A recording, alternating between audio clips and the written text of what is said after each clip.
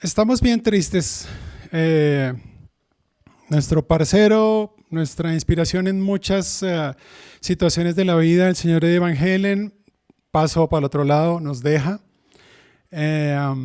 Realmente, de las bandas sonoras de la vida, este es uno de mis artistas muy importantes en la banda sonora de mi vida. Eh, Muy agradecido de todo lo que hemos aprendido con él, de lo que hemos tratado de tocar, que es lo que él nos pone.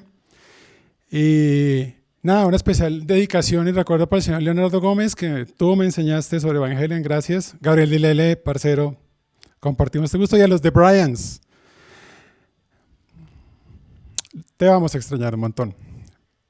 El día de hoy vamos a hablar de por qué la inteligencia artificial necesita el diseño. Por qué hacer las cosas, más que pensarlas o decir que vas a... No, hazlo. Bienvenidos a este iRock Show acerca de Interaction Design una vez más.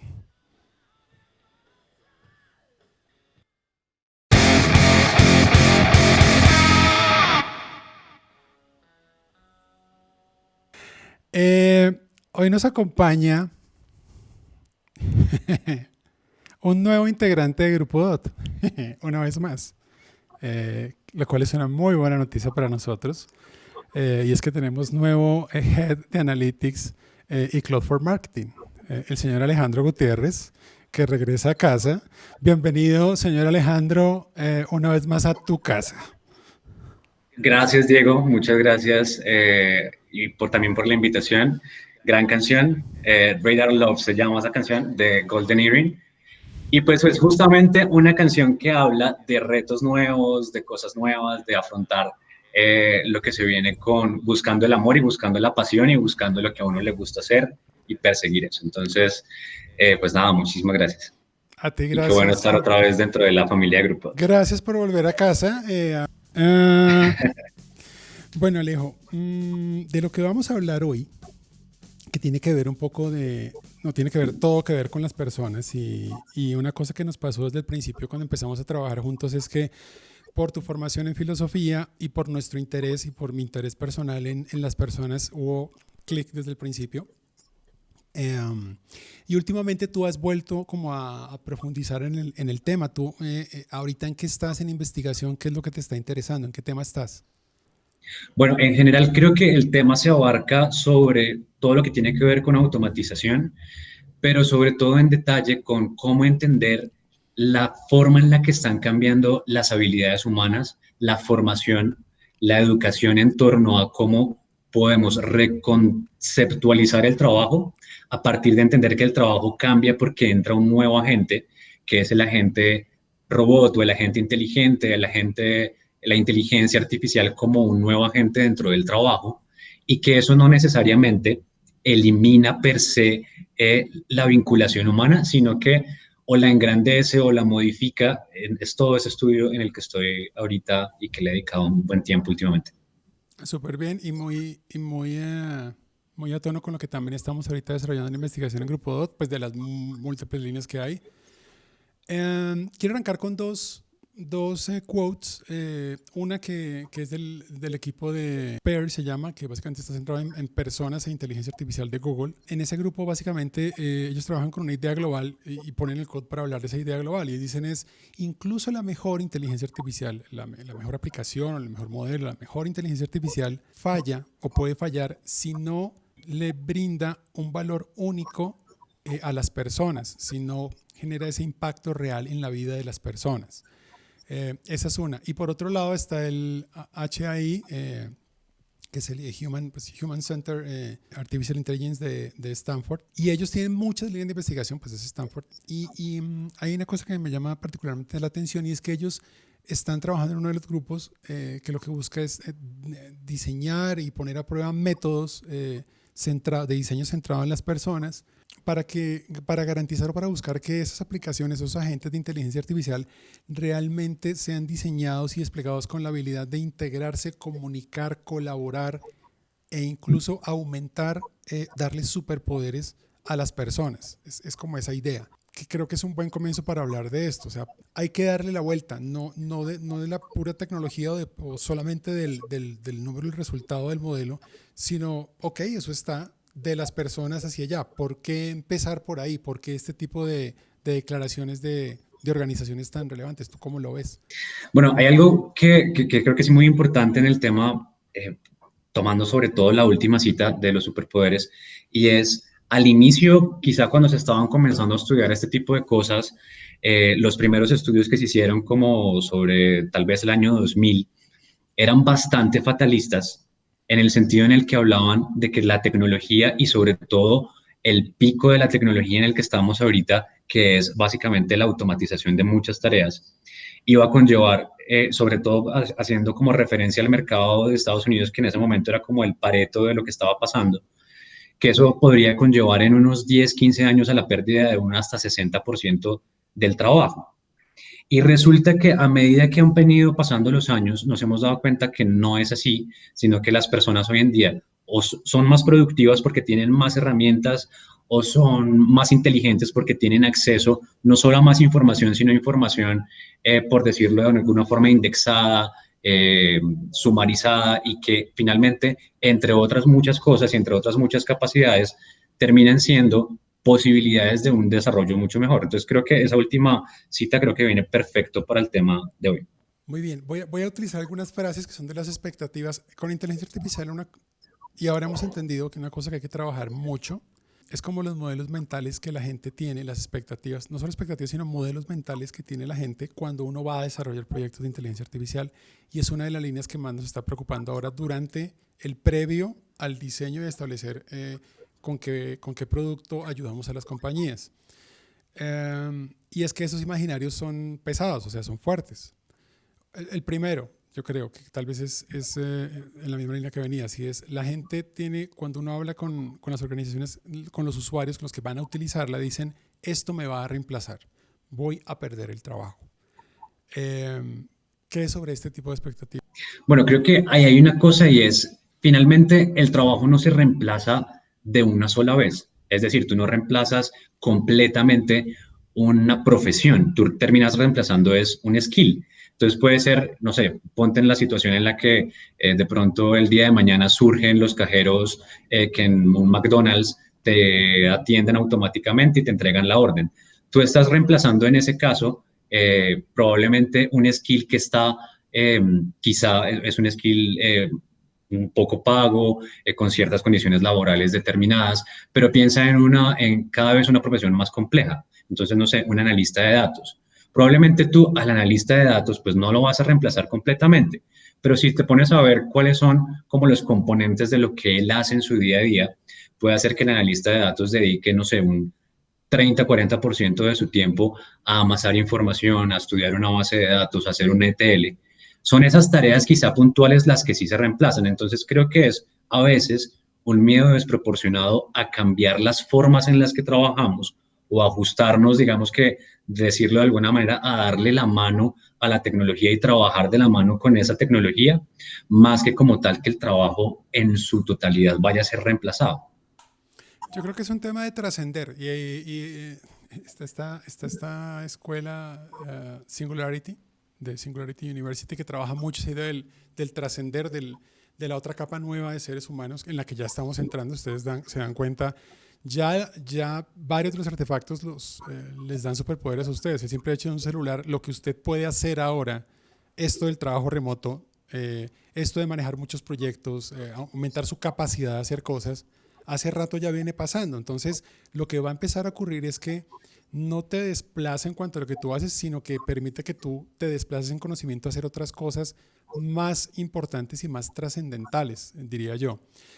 Otro de los comunes que nos encontramos es que la inteligencia artificial no falla y por eso vamos a dejar de tener problemas o por eso va a reemplazar a la gente porque es infalible, entonces no va a haber problema. Esa idea de la inteligencia artificial no falla. Pues eso también estaría, digamos que, sobre la idea de que entonces puede ser que la inteligencia artificial termine fallando, termine encontrando errores o termine probablemente sí cayendo en algún loop de entrar en una fase de errores, pero pues contrastando con la capacidad humana de equivocarse, probablemente en algún punto va a estar equiparada. Yo lo que he escuchado y lo que he estado leyendo acerca del tema es que eventualmente pues esa capacidad de fallar va a ser cada vez menos, pero al mismo tiempo va ligada con que el ser humano que la adopta, pues también está reduciendo su capacidad de fallar.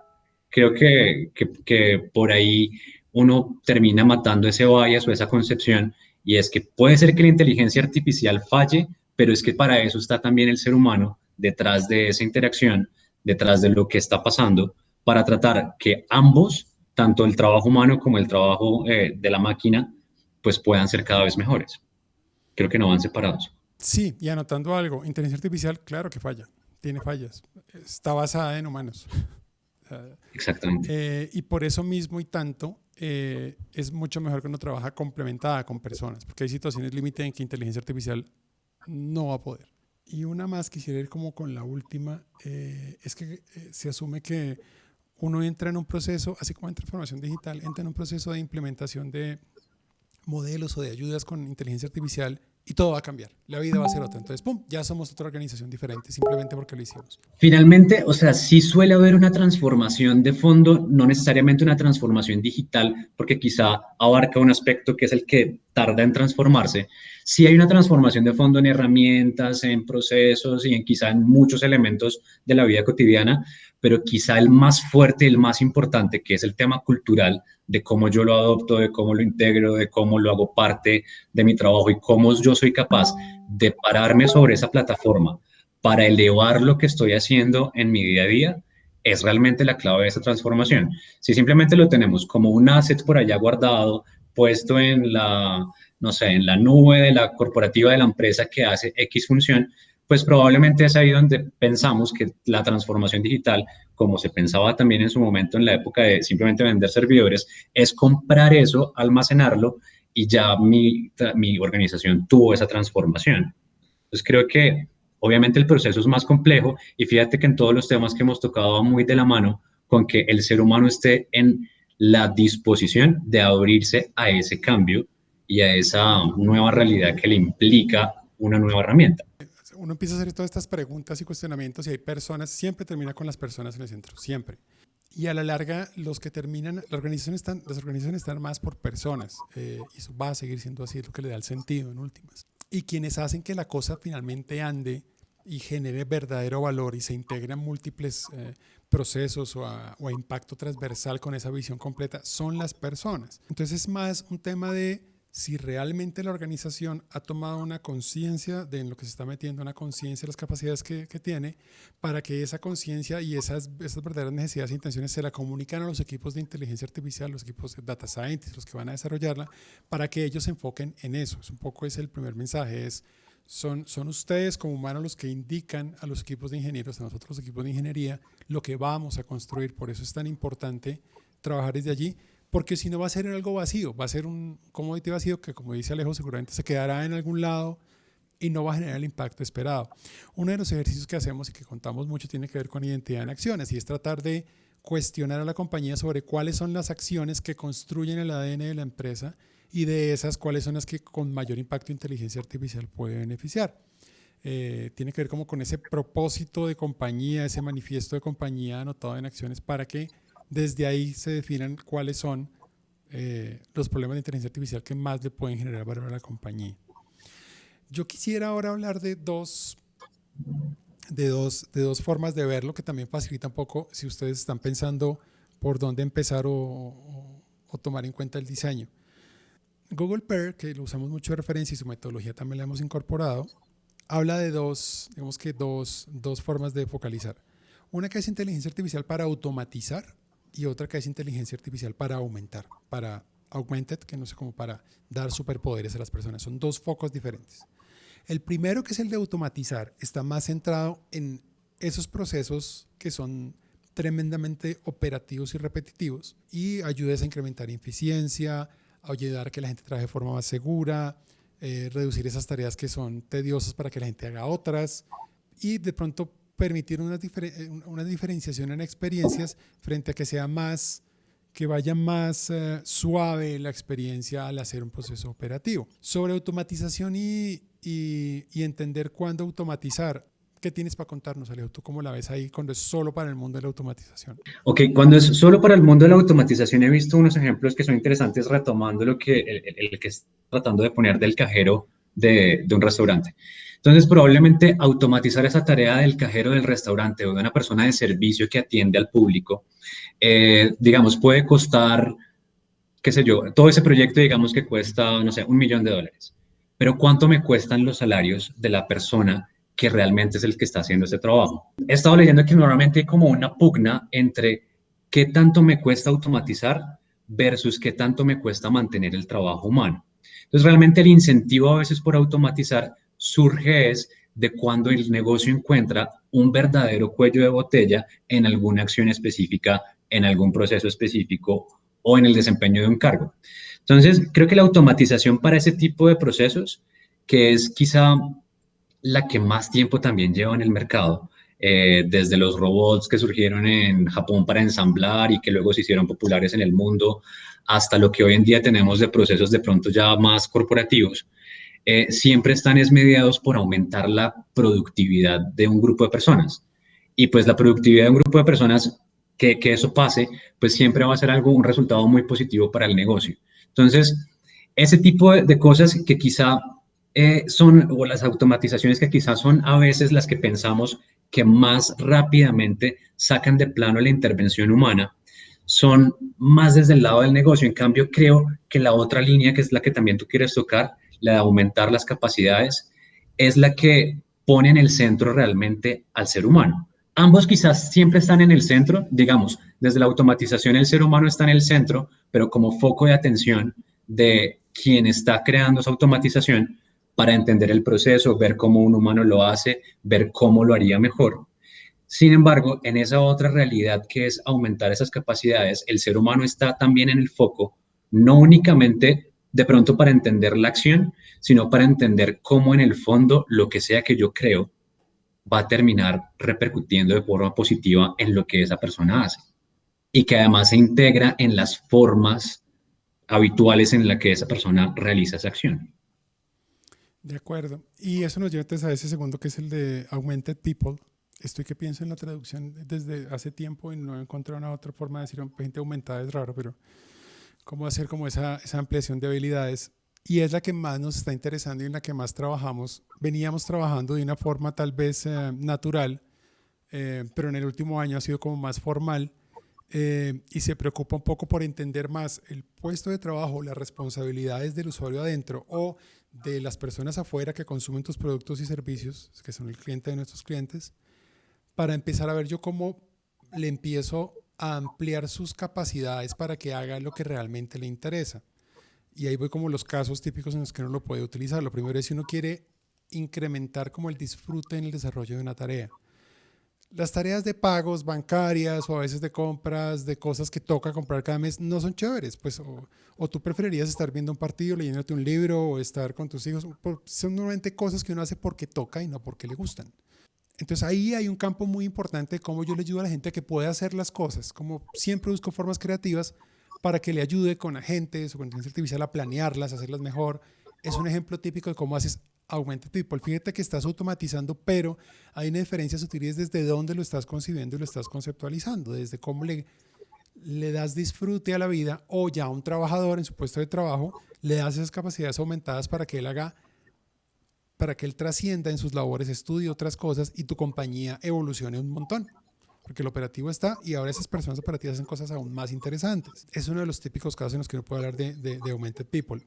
Hay cosas como incrementar la capacidad de control, sobre todo un proceso automatizado. Entonces, como un proceso grandote automatizado es controlado de forma correcta por menos personas para que otras personas estén más en tareas de diseño y creatividad. Y en general, el aumento o el tema de superpoderes es un reto gigante porque no se trata de hacer encuestas sencillas o hacer un levantamiento sencillo del proceso, sino se trata de conocer a profundidad la vida y el entorno de las personas. Y ahí es donde se mete un poco filósofo, cómo impacta la vida de las personas, qué pasa con las personas, cómo hacerle para entender más a la gente, Alejo, uno cómo puede trabajar en eso, en qué tipo de cosas puede hacer uno para ponerse más en los zapatos de ellos y pensar en cómo a ellos les mejora la vida. Bien, claro. Y de hecho, por ejemplo, uno pensaría ahí que entonces tanto las fuentes de datos que tiene un negocio son primordiales para entender esto, pero a veces quizás son insuficientes desde el punto de vista de que siempre que hay una interacción por medio de una persona hacia, digamos, la relación que mencionabas ahorita del banco, de pagar, de comprar, de ir allí, de hacer una acción determinada, a veces está mediada por decisiones que son realmente la observación, que probablemente también igual pasan por el tema de las entrevistas, pero que sobre todo están es fundamentadas en el pensamiento y en la forma en la que el ser humano concibe una necesidad puntual, una interacción con su marca, con un banco, con una entidad, y que es a partir de entender esas acciones en su entorno natural y después ver las consecuencias de esas acciones, ya ahora sí, desde los datos que tenga la empresa acerca del problema, que uno hunde esos dos mundos, el mundo de la realidad de la experiencia del usuario en torno a esa acción, a su pensamiento sobre esa acción, que normalmente igual está motivada por muchos factores como la necesidad, la obligación de hacerlo, la rutina, pero que más allá de eso tienen un beneficio y una consecuencia desde el lado empresarial. Entonces creo que se unen esos dos mundos y la confluencia de esos dos mundos, que es bien bonita, es la que realmente logra, donde uno logra identificar qué es lo que debería automatizarse y por qué. No únicamente entonces porque voy a ganar tiempo, efectividad o productividad, sino porque quizá al fin de cuentas estoy haciendo más feliz a ese ser humano al que le estoy automatizando esa actividad y él va a saber de alguna manera apreciar que yo no soy una carga, no soy un problema, yo como marca más bien, no soy una carga o un problema para él, sino que soy un facilitador de esa interacción. Y por ejemplo, fíjate que desde el lado de la automatización, pero pensada en las profesiones, igual es muy similar, es yo entiendo qué hace esa persona y lo que le estoy quitando o automatizando no es una carga operativa necesariamente, sino que yo estoy entendiendo dónde esa persona se siente feliz, dónde se conecta con el propósito para el que está trabajando y lo que estoy haciendo es darle más herramientas para que siga haciendo eso que hace, que lo hace a él feliz, pero que hace que el negocio en el que está, la empresa en el que está, pues obviamente es mucho más rentable, productiva y obviamente pues va a hacer que crezca el valor que esa persona le pueda proporcionar. Yo, una cosa que ha pasado mucho en este año, tal vez por estar más alejado de la gente, o sea, no tener ese contacto que todo el tiempo tenemos en talleres, en diseñar juntos con el cliente, eso llevamos mucho tiempo sin hacerlo. Tal vez ha empezado a subir cada vez más esa prioridad en lo que hacemos, por ejemplo, en mercadeo. No deja de ser difícil también hablar con la gente de mercadeo de los clientes sobre este tema, pero sí es el cuestionamiento del sentido en la vida de sus clientes, un mayor entendimiento de ese sentido para que las iniciativas funcionen mucho mejor.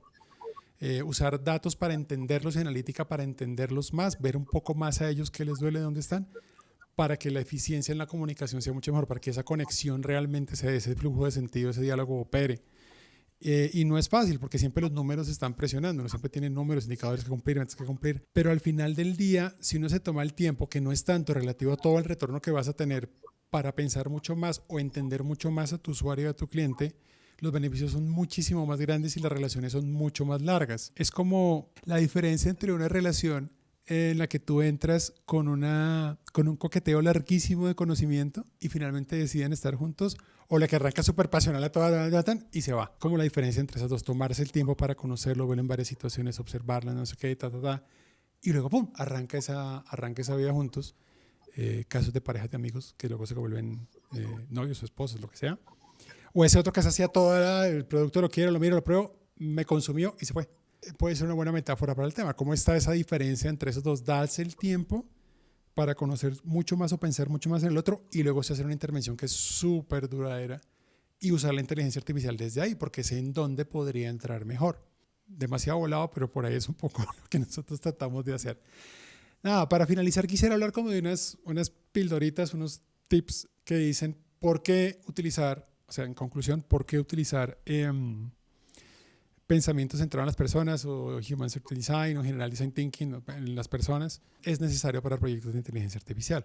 Bien, estos son sacados de un artículo de un señor que se llama Jim Guska, él es de Deloitte, y creo que le pegó muy bien a muchos puntos muy interesantes. El primero es esa idea de la importancia del objetivo. Lo que pasa es que es más del goal relevance.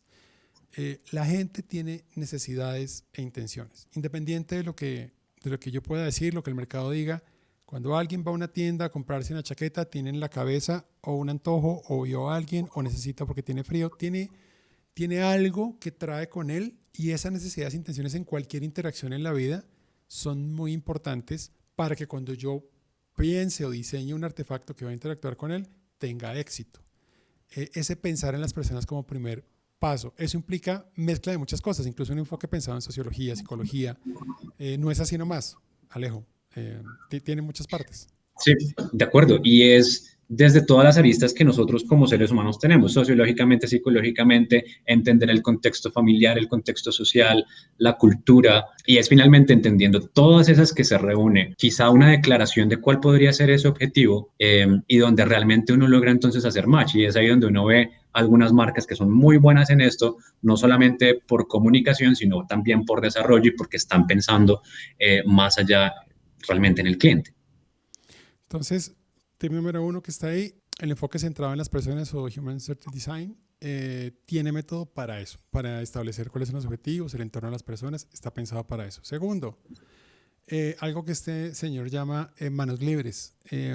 Muchos sistemas están pensados, de inteligencia artificial, están pensados para ir en piloto automático. Sin embargo, hay situaciones límite donde o excepcionales donde necesitan intervención humana porque no pueden ir más allá, lo necesitan. Ahora, la gran pregunta es, ¿cuándo ocurren esas situaciones? Necesitas enfoque de diseño para saber cuáles son esas situaciones. O sea, tú no lo pones a andar ya, sino cómo saber en dónde está el límite de lo que sirve o no sirve, implicaría observar mucho a las personas. Sí, justamente. Y fíjate que ahí hay una cosa y es uno de los trabajos que quizá va a ser más populares a futuro, según un estudio que se llama Manjinka en Burning. Dicen que, por ejemplo, uno de los más exitosos van a ser las personas que supervisan ese tipo de interacciones, el supervisor de ese tipo de tecnología. ¿Por qué? Porque entonces es la persona que sabe cuándo intervenir, que identifica que realmente no hay una respuesta o no hay una evolución en lo que esa máquina o ese modelo está haciendo, y que al contrario puede llegar a ajustar ciertos parámetros y volver a reiniciar ese ciclo de aprendizaje. Entonces, Pero es un tema de observación. es la segunda de las razones por las cuales uno, para poder saber en dónde está eso, hay que trabajar con enfoque de pensamiento de diseño para analizar el entorno y saber dónde están las situaciones límite. Y conectada a esa hay uno tercero que son los loops de retroalimentación, y es que a veces sistemas mal entrenados o que son sujetos a condiciones que tal vez no, por las que no fueron pensados, empiezan a tener fallos, y ese fallo va aumentando. Un ejemplo es si tú le enseñas a hablar con malas palabras a un chatbot y, y él está diseñado para tomar feedback y seguir creciendo con ese aprendizaje, terminará hablando bastante mal. Que tiene que ver cómo no incrementar el error, cómo no aumentar el error de feedback, y está atado a esa supervisión. Esa es cómo detectar cuando eso pasa. Y el último, que creo que es el de los más importantes, es el impacto psicológico. O sea, independiente de lo que quieran, el más extremista que diga que esto no pasa o no va a pasar, hay personas que se van a relacionar y que son tus clientes de alguna manera. O sea, hay gente en alguna parte de la cadena, tengas el negocio que tengas, en algún lado hay humanos, o dentro de la compañía o fuera de la compañía, quien consume, quien lo hace, hay humanos. Y si pusiste artefactos artificiales y de inteligencia artificial a interactuar con ellos, hay impacto social e impacto psicológico en su vida. A veces positivo y negativo. Social media, por ejemplo, social media te está cambiando la vida, a muchas personas se las cambió positiva, negativamente. ¿Cómo trabajar en eso que me parece la más preocupante? ¿Cómo trabajar en reducción de impacto, en predecir el impacto? No se trata solo de manejo del cambio, sino manejo de la crisis, manejo del nuevo mundo, del nuevo hábitat de las personas. ¿Qué puede hacer uno ahí? Yo he visto situaciones en las que, por ejemplo, una aproximación desde la negociación, obviamente desde la empatía primero, y es entender que pueden haber personas que van a tomar mal esta nueva tecnología, que pueden haber personas que incluso no van a adaptarse o aprender a usarlas. Por ejemplo, muchos quizá de nuestros padres o abuelos que la llegada del Internet y de las redes sociales pues los tomó bastante por sorpresa. Suele a veces arrancar entonces por la empatía, pero también por la negociación. Venga, negociamos y venga, entendemos qué es aquello en lo que tenemos que ajustarnos, qué es lo que usted no está de acuerdo. Y fíjate que ahí volvemos otra vez a centrarnos en el humano.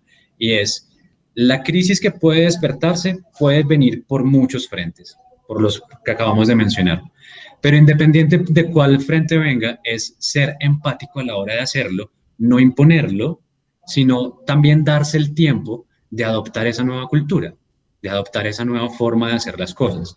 Y también entender es ser lo suficientemente maduros como organización y como personas dentro de esa organización y entender que no necesariamente tiene que pasar que el 100% de nosotros tenga que adaptarse a esa nueva tecnología y que probablemente pues para eso está también el relevo generacional o incluso la capacidad de saltar a otras skills, a otras habilidades que uno tenga como ser humano para tomar otros rumbos.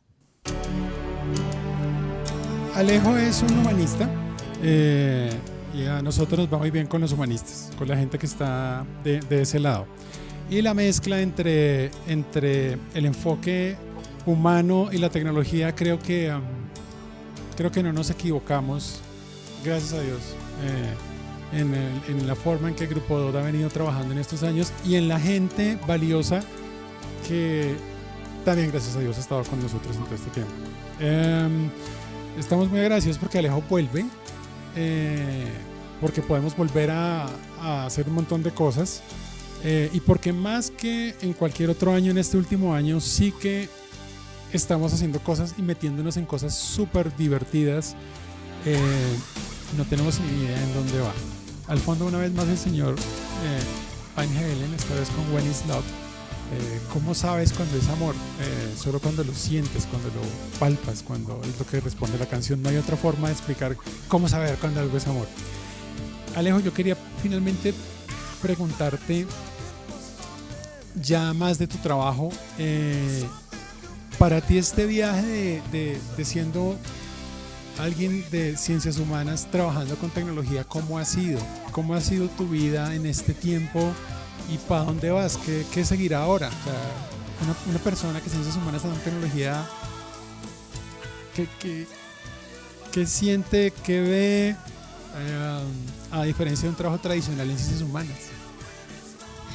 Bien, yo me estaba interesando mucho por esas cuestiones, por esas preguntas que son relevantes para nosotros de cómo la tecnología no es ese facilitador únicamente de innovación, sino qué preguntas me plantea a mí como ser humano, desde la ética, cómo me cambia a mí, qué nueva ética me da, cuál es mi relación con una máquina, cómo se crean incluso relaciones diferentes a partir de ahí, cómo va a ser el futuro del ser humano, no solamente del trabajo, porque el trabajo es uno apenas de los componentes del ser humano, sino en otras dimensiones del mismo ser humano, qué va a ser, cómo voy a vivir yo con ese entorno.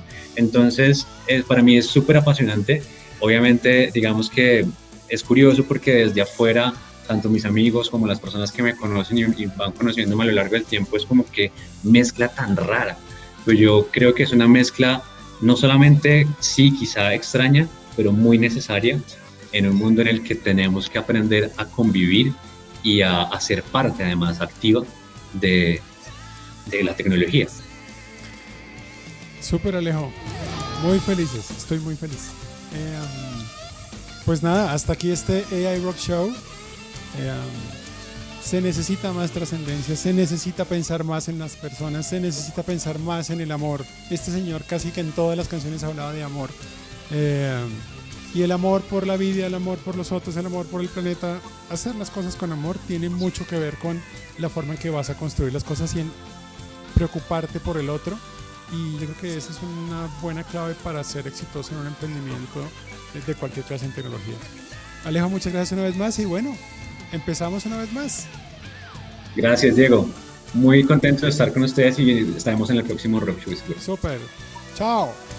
Chao.